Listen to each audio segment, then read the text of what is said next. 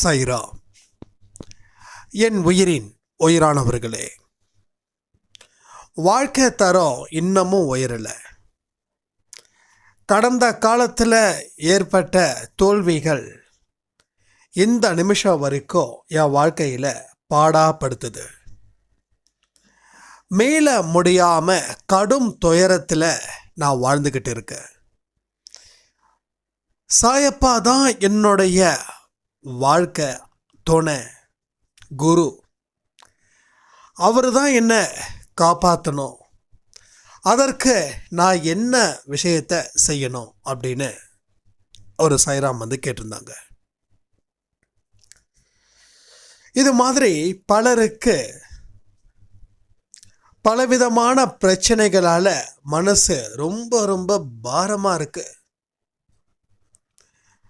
அந்த பாரமான மனசு எதையுமே ஏற்றுக்க முடியல.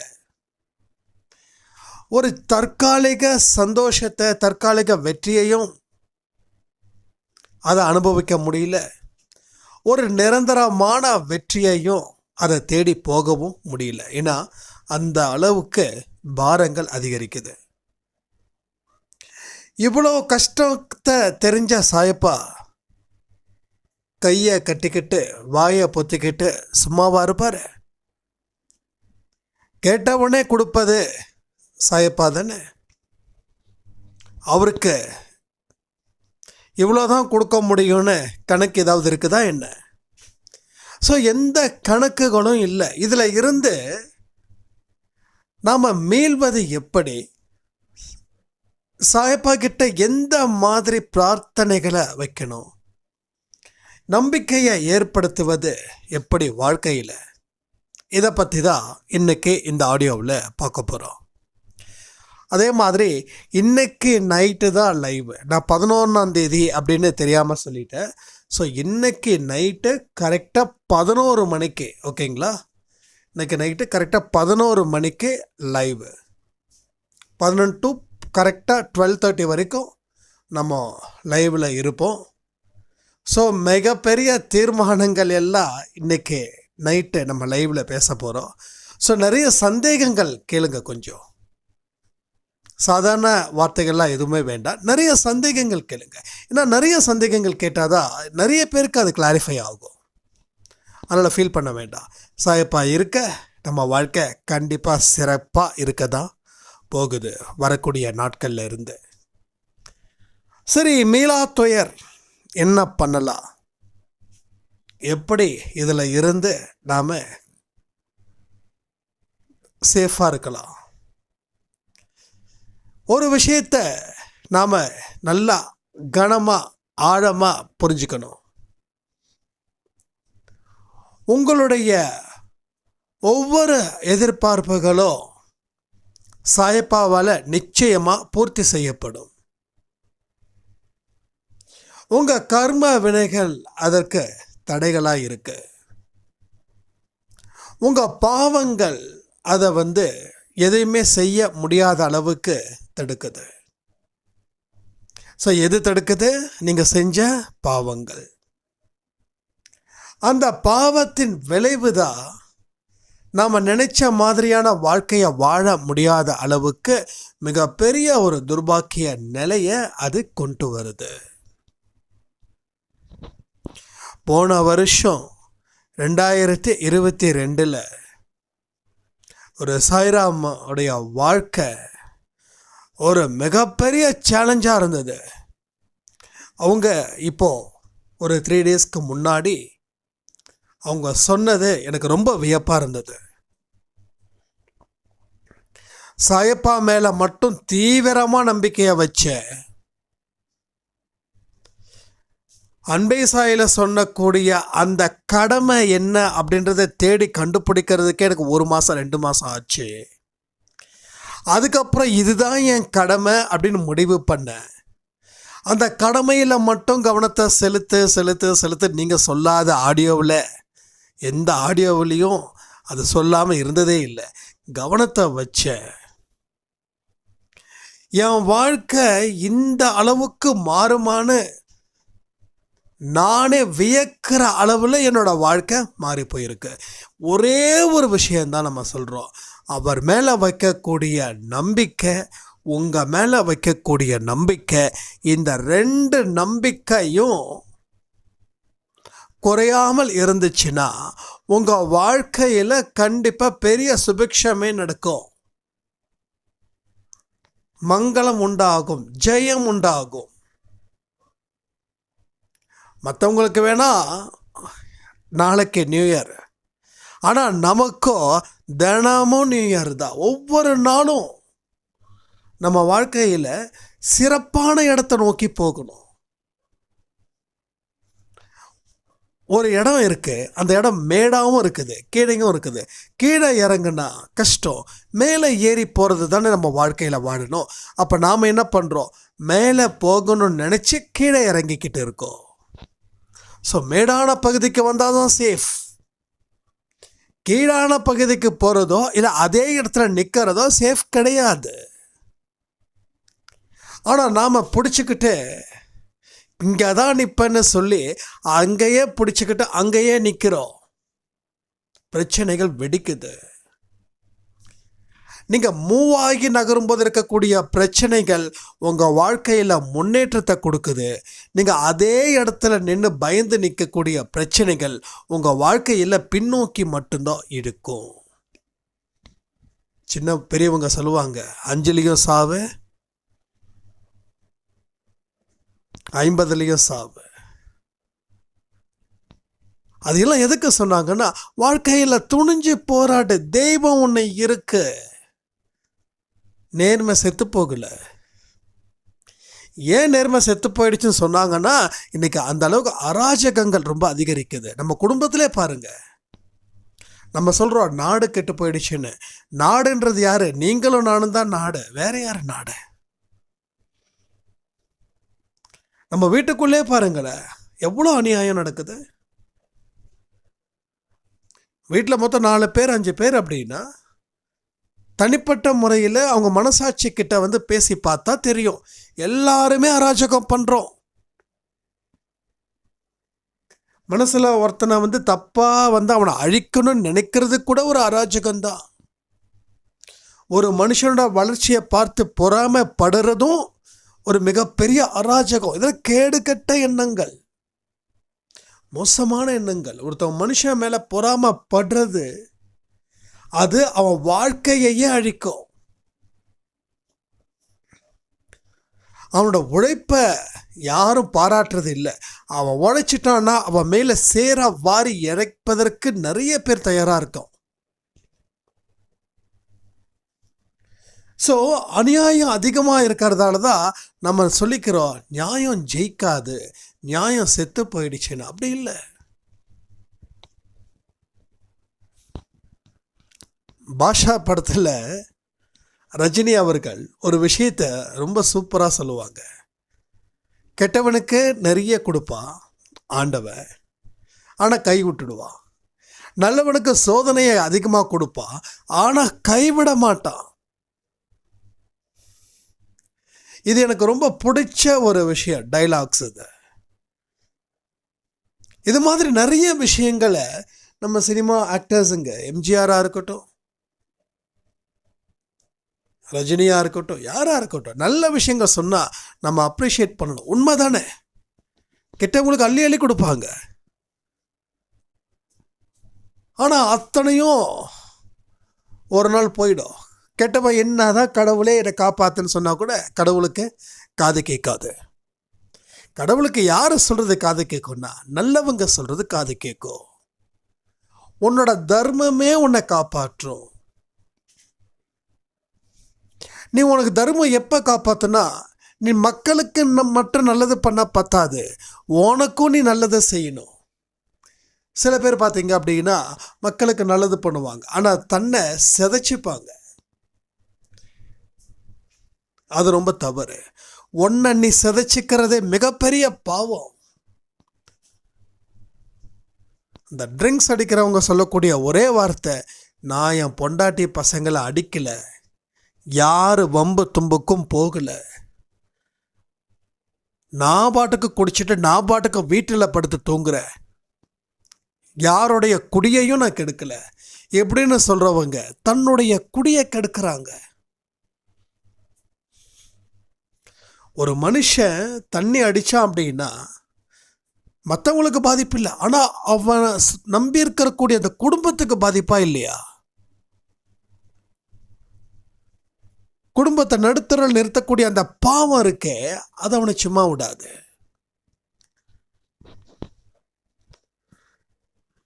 ஸோ தர்மத்தின் வழி நடக்கக்கூடிய அத்தனை பேருக்கும் கடவுளுடைய கருணை அப்படின்றது நிச்சயமாக கிடைக்கும். இதெல்லாம் நம்ம லைஃப்பில் நம்ம கற்றுக்கக்கூடிய விஷயங்கள். இதெல்லாம் நம்ம தொடர்ந்து வாழ்க்கையில் பயன்படுத்திக்கணும். இந்த மாதிரியான வார்த்தைகளை, நல்லவனுக்கு காலமே இல்லை, ஏமாத்துறவனுக்கு தான் இந்த உலகம் மயங்கும், சல்யூட் அடிக்கும், பணம் இருக்கிறவன் என்ன வேணாலும் செய்யலாம், இந்த மாதிரியான கருத்துக்களால் தான் மக்களோட மனசில் ஊறி போயிடுச்சு. அதில் தான் நியாயத்தின்படி போகிறதை யாரும் விரும்பலை. நான் நியாயத்தின்படி போனால் அது கடினமான பயணம் நினைக்கிறாங்க. எங்கே கடினமான பயணம் இருக்கோ அது சொர்க்கத்துக்கு போகக்கூடிய ஒரு இடம். கல்கண்டு கடிக்கும்போது கரடு முரடாக இருக்கும், ஆனால் கடிச்சிட்டோம் அப்படின்னா அதனோட இனிப்பு எப்படி இருக்கும்? பலாப்பழம் பாருங்க, அந்த தோல் கையை வச்சு நல்லா ஒரு அழுத்துனா கையில் காயம் ஏற்படும். அதே அந்த தோலை உரிச்சிட்டு உள்ளே சாப்பிட்டா அந்த டேஸ்ட்டு எப்படி இருக்கும்? எங்கேயோ ஒரு பலாப்பழம் ஒரு பாட்டி வித்துட்டு இருப்பாங்க ஒரு வண்டியில், ஒரு 10 அடி 20 அடி தள்ளும் போதே அந்த வாசனை வரும். ஸோ கடினமானது தான், ஆனால் இனிப்பு அபாரமானது. ஸோ இந்த வாழ்க்கையும் கடினம்தான். நீ நேர்மையாக இருந்து எந்த அளவுக்கு தர்மத்தை கடைப்பிடிக்கிறியோ அந்த அளவுக்கு நீ கடவுளோட மனசில் நிரந்தரமாக நிற்ப.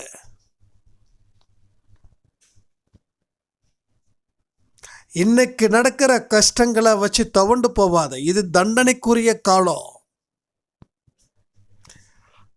இந்த தண்டனையில் தப்பிக்க நீ பலவிதமான ட்ரிக்குகளை குறுக்கு வழியை நாடுனா இந்த விஷயத்துக்கும் உனக்கு பாவத்தை அதுக்குரிய தண்டனையை நீ அனுபவிக்கணும். ஸோ வருஷம் பூரா தண்டனையை அனுபவிக்கிறது புத்திசாலித்தனமா, இல்லை இந்த இடத்துல மட்டும் தண்டனையை அனுபவிச்சுட்டு அந்த தண்டனை காலம் முடிஞ்சதுக்கப்புறம் நம்ம விருப்பப்படி வாழக்கூடிய வாழ்க்கையை சாயப்பா கொடுக்குறாரே அது புத்திசாலித்தனமா? எது?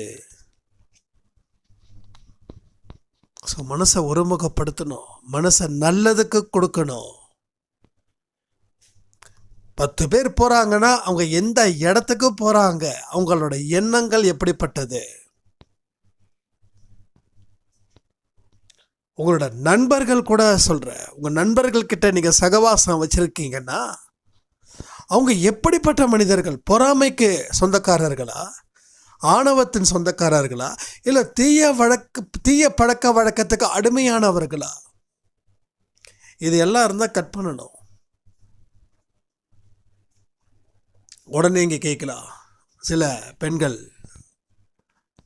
சில சாய்ராம் சந்தை கேட்பாங்க, எங்க என்னுடைய கணவர் குடிக்காரர், எப்படி அவரையும் கட் பண்ணிடலாமா அப்படின்னு. அப்படி கிடையாது.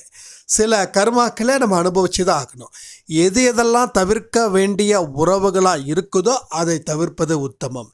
எதெல்லாம் தவிர்க்க முடியாததோ அதை தவிர்த்தா நியாயம் இல்லையோ அதை தவிர்க்காமல் இருப்பது புத்திசாலித்தனம். அவங்க திருந்த மாட்டாங்கன்னா சாயப்பாவோட ஆசீர்வாதம் உங்களுக்கு கண்டிப்பாக அங்கே நிற்கும். அவரை பிரிச்சிடுவார். நீங்கள் கவலையே பட வேண்டிய அவசியமே இல்லை. அதனால் மனதில் ஏற்பட்ட காயங்கள் அதை ஆற்றணும்னு நினைக்காதீங்க, அது தானாக ஆறிடும். நீங்கள் அதை நினச்சிங்கன்னா அந்த காயம் ஆறாது. நம்ம கையில் ஒரு சின்னதாக ஒரு புண்ணு வந்திருக்கு, ஐயோ இந்த புண்ணு எப்போ ஆறும் அப்படின்னா அது ஆறவே ஆறாது. சரி, புண்ணு வந்துடுச்சு, அதுக்கு உண்டான மருந்தை போட்டாச்சு, ஓகே அவ்வளோதானே அப்படின்னு நினச்சி பாருங்கள், அந்த புண்ணு இருக்கிற இடம் தெரியாமல் ஓடி போயிடும். மனசில் ஏற்பட்ட காயம் இருக்கு, இதை எப்படியாவது இதில் இருந்து நான் ஓவர் கம் பண்ணி நான் வரணும் அப்படின்னு நினச்சிங்கன்னா அது அவ்வளோ சீக்கிரம் வாய்ப்பு கிடையாது. எல்லா மனுஷனுக்கும் பாஸ்ட் லைஃப்பில் செம அடி இருக்கும். அது சந்தோஷமாக இருக்கட்டும் இல்லை யாராக இருக்கட்டும், எல்லாருக்கும் இருக்கும். ஆனால் அந்த காயம் ஆறணும், அந்த காயத்தை ஆற்றுவதற்காக நான் இந்த வேலைகளை செஞ்சேன் அப்படின்னா அந்த காயத்தில் இருந்து நீங்கள் விடுதலை பெறவே முடியாது. அப்படியே அந்த விடுதலை பெற்றாலும் எப்போ தெரியுமா, ஏதாவது ஒரு அதிசயம் ஆச்சரியம் நடந்தால், ஏதாவது உங்கள் வாழ்க்கையில் மாற்றங்கள் வந்தால் மட்டுமே. அது வரைக்கும் அதில் இருந்து மீள முடியாது. ஏன்னா நீங்கள் அந்த விஷயத்தை தொடர்ந்து நினைக்கிறீங்க. இப்போ இந்த சாய்ராம் சொன்னதுக்கு உண்டான பதில் இதுதான். நீங்கள் ஆறாத காயம் அப்படின்றது எதுவுமே இல்லை. காயம் ஆறிடும், தழும்புகள் இருக்க தானே செய்யும். ஸோ நினைவுகள் இருக்கும், ஆனால் அந்த நினைவுகள் உங்களை எந்த பிரச்சனையும் செய்யக்கூடாதுன்னா உங்கள் வாழ்க்கையோடைய பாதையை பயணத்தை மாற்றணும். நீ எங்கே கவனம் வைக்கிறியோ அதுதான் உனக்கு. இது எனக்கு ரொம்ப பிடிச்ச வார்த்தை. உன் கவனம் எங்கே இருக்கோ அப்படிப்பட்ட வாழ்க்கை தான் உனக்கு. ஸோ என் கவனம் கடந்த காலத்தில் இருந்துச்சுன்னா கடந்த காலத்தில் நடந்த விஷயங்கள் மறுபடியும் எதிர்காலத்தில் ரிஃப்ளெக்ட் ஆகும். சொல்லுவாங்க, பழைய வாழ்க்கை தான் இப்படி போயிடுச்சுன்னா மறுபடியும் ஒரு வாழ்க்கையை ஏற்படுத்தின அதுவும் பழைய வாழ்க்கை மாதிரி போயிடுச்சு அப்படின்னு. அப்போ நீங்கள் அதில் இருந்து டோட்டலாக மைண்டை ஃப்ரீ பண்ணணும். எங்கிட்ட சில சாய்ராம் கேட்பாங்க, அண்ணா இது மாதிரி ஃபஸ்ட்டு மேரேஜில் ஃபெயிலியர் ஆகி ரொம்ப கஷ்டப்பட்டு ரொம்ப துடித்தேன். 1 வருஷம் கழித்து மறுபடியும் 2வது மேரேஜ் பண்ணுறதுக்கு வீட்டில் பயங்கரமாக ஃபோர்ஸ்ட். அப்போ நான் என்ன பண்ணேன், ஃபஸ்ட்டு வாழ்க்கை மாதிரி நடந்துருமோன்னு சொல்லி பயந்து 2வது வாழ்க்கையும் வேண்டான்னு சொன்னேன். ஆனால் நிறைய பேர் என்னை ஃபோர்ஸ் பண்ணாங்க. ஆனால் பழைய வாழ்க்கை மாதிரி வரக்கூடாதுன்னு சொல்லி நான் ப்ரே பண்ணி மறுபடியும் பார்த்தா பழைய வாழ்க்கை தானே எனக்கு வந்திருக்குது. பாருங்கள், அது மாதிரி ஆகிடக்கூடாதுன்னு நம்ம நினச்சதால அதே மாதிரி ஆயிடுச்சு. நீங்கள் நினச்சதால ஆயிடுச்சு தவிர நீங்கள் நினைக்கலன்னா ஆகியிருக்காது. நான் அடிக்கடி சொல்லுவேன்ல, எந்த கலர் கண்ணாடியை போட்டு இந்த உலகத்தை பார்க்குறீங்களோ அந்த கலர் தான் எல்லாத்துக்கும் பொதுவாக காட்டும். மஞ்சள் கண்ணாடியை போட்டால் எல்லாமே கிட்டத்தட்ட மஞ்சளாக காட்டும், கருப்பு கண்ணாடியை போட்டால் எல்லாம் கருப்பாக காட்டும். ஸோ எந்த கலரும் இல்லாமல் வெள்ளை கண்ணாடி ஒயிட் கிளாஸ் போட்டால் தான் அது எது எந்தெந்த கலர் அப்படின்றது கிளியராக இருக்கும், இல்லைன்னா தெரியாது. கலர் எந்த போகிறீங்களோ அதுதான் தெரியும். அப்போ உங்கள் வாழ்க்கையில் நீங்கள் அடிபட்டு இருக்கக்கூடிய பிரச்சனைகளை தொடர்ந்து நினச்சா கடவுள் ஒரு வாய்ப்பை கொடுத்தாலும் மறுபடியும் அது மாதிரி ஆயிடுமோன்னு சொல்லி நீங்கள் ஃபீல் பண்ணுறதால திரும்பியும் அதே மாதிரி ஒரு மேக்னெட் பவர் வருது. ஈர்ப்பு விசைன்னு சொல்லுவாங்கள்ல, அது மாதிரி. ஸோ நீங்கள் அப்சர்வ் பண்ணுறீங்க எல்லா விஷயத்தையும், எல்லா நெகட்டிவிட்டிஸும் நீங்கள் அப்சர்வ் பண்ணுறீங்க. நல்லா வாழலாங்க. இப்போ நான் சொல்கிறேன், நல்லா சூப்பராக வாழலாம், செம்மையாக வாழலாம். அதற்கு உரிய காலமும் நேரத்தையும் நீங்கள் கடந்து வரணும். முதல்ல நேற்று இருக்கக்கூடிய மனுஷன் செத்துட்டான்னு நினைக்கணும். நேற்றும் நான் தான், நேற்று நீ இல்லை, வேற ஒருத்தன். இன்னைக்கு நீ பிறந்திருக்க, இப்போ நீ உருவாக்கு. நேற்றுன்றது அழிஞ்சிட்டுச்சு, அழிச்சிட்ட. அழிஞ்சதை மறுபடியும் கொண்டு வர முடியாது. ஸோ இனி நீ உருவாக்கு. நீ ஏதாவது சம்திங் பண்ணு, அதில் இன்வால்வ் ஆகு, உள்ள போ. நீ வெளியில் உக்காந்துக்கிட்டே இருந்தா நீ அதே தான் பார்த்துட்டு இருப்ப. அந்த இடம் உன் இடம் இல்லை. நீ உள்ள வா, உன் வாழ்க்கையோட பாதை பயணத்தை அத்தனையும் மாற்று. இப்போ சொல்லு, உன்னால் வாழ முடியாதா? இதெல்லாம் நான் உங்ககிட்ட சொல்கிறத நீங்கள் உங்களுக்குள்ளே கேட்கணும். ரைட்? நீங்கள் உங்களுக்குள்ளே கேட்கணும், யாருக்கு தான் அடிப்படலை? அடிப்படாத ஒரு மனுஷன் இதுவரைக்கும் தோல்வி, அவமானம், இழப்புகளை மூணுத்தையும் சந்திக்காமல் ஒரு மனுஷனை எங்கேயாவது காட்ட முடியுமா? அப்போ எல்லா மனிதனுக்கும் அடிபலம். ஆனால் எல்லா மனுஷனும் வாழ்க்கையில் உயர்வு பெறலை. கடவுள் நம்பிக்கை இருக்கிறவனும் உயர்வு பெறலை, கடவுள் நம்பிக்கை இல்லாதவனும் உயர்வு பெறலை. கடவுள் இருக்காங்கன்ற ஒரு விஷயத்தை நம்ம 100% நம்புகிறோம். ஆனால் அந்த கடவுளே என்ன சொல்கிறாருன்னா, உன்னோட முயற்சிகளை நீ ஆரம்பி, முடிவை நான் கொடுக்குறேன்றாரு. ஸோ உன் முயற்சியை நான் ஆரம்பிக்கிற, முடிவை நீ கூடன்னு எந்த கடவுளும் சொல்லலை. எந்த மதத்தில் இருக்கக்கூடிய கடவுளாக இருந்தாலும் சரி, உன்னோட கடமையை செய்யும் தான் சொல்கிறாங்க. உன் கடமையை நான் செய்கிறேன்னு எந்த கடவுளும் சொல்லலை. ஆனால் நாம் என்ன நினைக்கிறோம், சாமிக்கிட்ட ஒரு வேண்டுதலை வச்சுட்டு நம்மளோட அத்தனை வேலைகளும் கடவுள் செய்யணும்னு நினச்சிக்கிட்டு நாம் எந்த ஒரு வேலையும் செய்யாமல், எந்த ஒரு கடமையையும் செய்யாமல் ரொம்ப அசால்ட்டாக நம்ம உட்காந்துருக்கோம். புரியுதா உங்களுக்கு? எந்த மாதிரியான பிரச்சனைகளை நாம்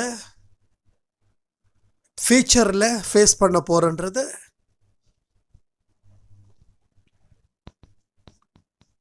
புதுசாக நம்ம பிரச்சனையை க்ரியேட் பண்ணுறோம். எப்போ பழைய விஷயத்தை நினச்சதால, அப்போ இந்த பழைய பிரச்சனையும் தீரல. ஸோ அதுக்கு பதிலாக இன்னொரு பிரச்சனை முளைச்சிடுச்சு.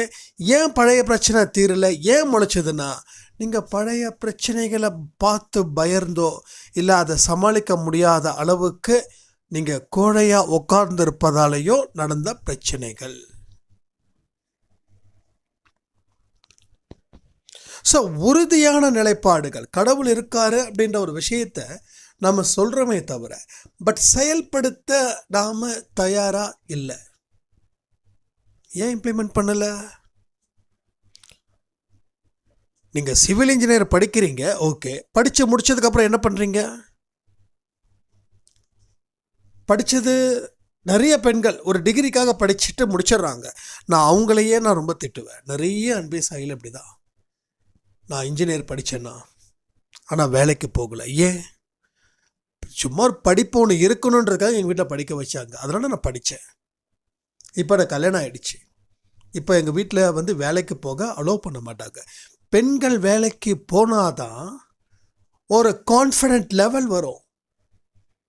பெண்கள் வேலைக்கு போகலை அப்படின்னா அந்த கான்ஃபிடென்ட் அப்படின்றது கொஞ்சம் சந்தேகம். நம்ம அம்மா அப்பா காலத்தை தாண்டி இங்கே வந்துட்டோம்.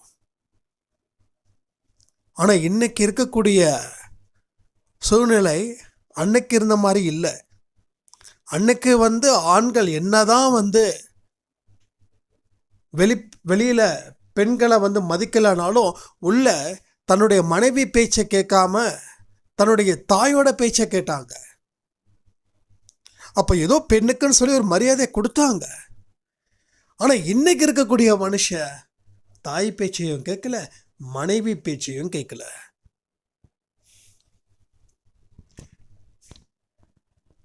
அப்போ நீங்கள் பெண்கள் படிச்சிருக்கீங்களோ படிக்கலையோ அது வேற விஷயம். படித்தவங்க தான் வாழ்க்கையில் ஜெயிக்க முடியும்னு சொல்லலை. படிக்காதவர்களும் வாழ்க்கையில் கவனத்தை வச்சா, வேலையில் இன்ட்ரெஸ்டை காட்டுனா அவர்களும் ஜெயிக்க முடியும். சில இடத்துல பார்த்தீங்கன்னா படித்தவங்களை விட படிக்காதவங்க அதிகம். நான் படித்த காலேஜில் என்னோட கரஸ்பாண்டன்ட் கையெழுத்து கூட சரியாக போட தெரியாது. ஆனால் அவர் அத்தனை ப்ரொஃபஸருக்கும் காலேஜில் இருக்க ஸ்டாஃபுங்களுக்கும் சம்பளம் கொடுத்தாங்க. அப்போது அவர் பாருங்கள் எவ்வளோ அந்த அனுபவம் பாருங்கள். அவர் படிக்கலைன்னு சொல்லி யாரும் தப்பாக பேசலை. அவருக்கு படிக்க வைப்பதற்கு அவங்க வீட்டில் தயார் இல்லாமல் இருந்திருக்கலாம். பட் அந்த மேனேஜ்மெண்ட்டை எந்த அளவுக்கு கொண்டு வந்தாங்கன்றதை பாருங்கள். அதனால் நான் படிக்கலையே, நான் படிச்சிருந்தா நல்ல வேலைக்கு போயிருப்பேனே அப்படின்னு நினைக்காதீங்க. படித்தவங்களும் வேலைக்கு போகலை. ஏன்னா இது படித்தாதான் போக முடியும்லாம் இல்லை. மனதில் என்ன மாதிரியான எண்ணங்களை விதைக்கிறீங்களோ அந்த எண்ணங்களை சரியாக விதைக்கல, அதான் பிரச்சனை. இதெல்லாம் நம்ம புரிஞ்சிக்கவே மாட்டேங்கிறோம். நம்மக்கிட்ட எது இல்லையோ அது இருந்தால் நான் ஜெயிச்சிருப்பேன்னு தான் நம்ம என்னைக்கும் எல்லா இடத்துலையும் சொல்லிக்கிட்டு இருக்கோம். இது மட்டும் இருந்தால் நானாக இருந்தால் ஜெயிச்சிருப்பேன். ஒன்றும் இல்லை, இந்த கிரிக்கெட் மேட்ச் பார்க்குறோம். இந்த பாலை இப்படி ஆடி இருந்தால் 6 போயிருக்கோன்னு நினைக்கிறோம். ஆனால் அங்கே போனால் அவங்க 10 ரன் எடுக்கிறது கூட நம்ம எடுத்துருக்க மாட்டோம். ஸோ பேசுறது ரொம்ப ஈஸி. ஆனால் உள்ள அவனுக்கு யார் உள்ளே இறங்குறானோ அவனுக்கு அந்த வழி தெரியும். அப்போ இல்லை இல்லை இல்லை இல்லை அப்படின்னா அது இல்லைன்ற ஒரு வார்த்தையே இல்லைன்றான் நான்.